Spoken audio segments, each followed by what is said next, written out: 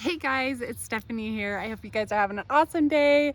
It's a beautiful day out here. I'm really excited because over the past 3 days we have gotten rain, what we needed in our climate. So I'm just feeling really blessed, and it's a perfect day for me to plant some of my flowers. I got to get some of my landscape flowers in the ground because over the next month I'm going to be focusing on my cutting garden.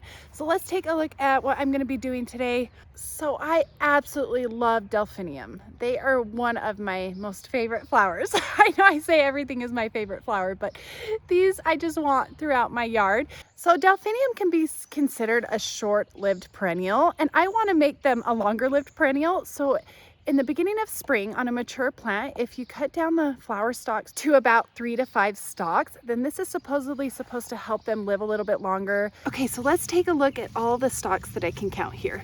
So I can see a tiny little bloom coming out right here. That's 1, 2, 3. There's another one. I know they're kind of hard to see because they're just barely starting to pop out, but I'm counting 3 right here, 4, 5, 6, 7. Oh, there's 8, 9 stalks total. So I'm gonna choose to cut and leave about 5 stalks this year. So right here, I'm just gonna cut out the bloom until the first set of leaves right here. Actually, I think I'm gonna take it down to that next set. And that's all I'm gonna do. That's it. So let's grab another one right here. I hope you can see this. I know it's kind of hard, the idea of cutting out these blooms, but this one delphinium produces such a large amount of flowers in a short amount of time that it just takes so much energy out of them, and that's why I think they die a little bit sooner. And this way they can just focus on putting their energy into those 3 to 5 blooms, and they don't have to work so hard, and it just keeps them alive a little bit longer. Alright, so I'm going to go ahead and cut this one out because it's a little bit more crowded with these other 2, and I'm trying to create more airflow and sunlight in here. So I'm actually going to go ahead and cut this down to about right here. And then I have another one right here that I'm going to cut out. So these are really small. So there's a little story behind this. I transplanted this delphinium in early spring because I changed my mind with its location. So they're a little bit stunted right now, but next year, and as these get healthier and stronger and more vigorous and those roots start to establish next year, I'm going to have a really beautiful plant that's not stunted. So let's cut that one out. So I left 4 of those blossoms in here. I have 1, 2, 3, 4. So right here, this is the Magic Fountains Lilac Pink White Bee Delphinium Rose. Isn't that just so beautiful? I love this pinky lilac color. But right here, you can see it has 1, 2, 3, 4, 5 stalks. And this is a little bit of a younger delphinium. It hasn't even been in the ground yet. And so I'm gonna prune this down to about 2 to 3 shoots. And sorry, here we go.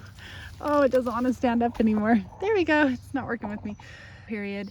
So I'm going to take one of these stalks. They have I'm just going to pick and choose. Well, that one kind of just did it for me. It broke. All right, I've pruned it down to those 3 now, and I can put it in the ground. And I also wanted to add another thing. And they're young. If you cut out the main stalk in the center, and I'm talking about little, they have like 2, 3 stems, it produces more lateral growth and gives you a bushier plant. So down here you'll get new growth as this is starting here, and it will give you more flowers, but they might not be quite as tall. So it kind of depends on what you're looking for and what you're wanting.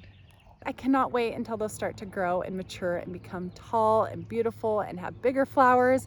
I have a beautiful Canterbury Bell ground cover that I'm going to highlight right now, and I think it's going to be a beautiful combination with those delphiniums. I'm going to have so much fun sitting here on this bench. I actually made this bench, well, my husband did. I've got to spray paint it white, but I have a honeysuckle vine behind me that is growing that I definitely need to get an arbor here. So as that honeysuckle starts to grow over that arbor, I can just kind of sit and relax on this bench and enjoy all these beautiful flowers. Okay, so let's take a look. This is the last thing I'm going to be planting today and have on this video, but this is the, oh my goodness, I do not know how to pronounce it. Campanula. This is, I like to call it the bellflower. It's a lot easier than saying Campanula. So I hope I'm saying that right.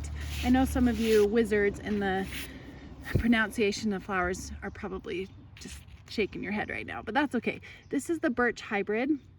Look how beautiful these flowers are. And they are just such a vibrant purple. So I bought 3 of these. I kind of want to just give you a little overview real quick. So it's hardy down to zone 4. It likes the full sun to part shade, Bloom time is summer, and it only gets 6 inches tall to 12 inches wide. And then it's great for containers, ground cover, rock gardens. This would be beautiful in rock gardens, slopes, walls, those kind of things. So let's get these in the ground. I have 3 of them, and I'm going to put them with 3 of those delphinium. I'm going to let those delphinium get nice and full, and then kind of wrap them around here. So I have lady's mantle that's all growing up along this border, and it just gets this cute lime green flower. And when it rains, it looks like there's little raindrops on the leaves. And I have cute little foxglove back there. I'm hoping they'll just self-seed and naturalize in this area, so I'll have a big chunk of these foxgloves. I love foxgloves. They are a spring bloomer in my climate. They do not like the heat. They're gonna be great with these delphinium and these Canterbury Bells since they all bloom around the same time. There's the cotton again, it's going crazy. Let's get these in the ground.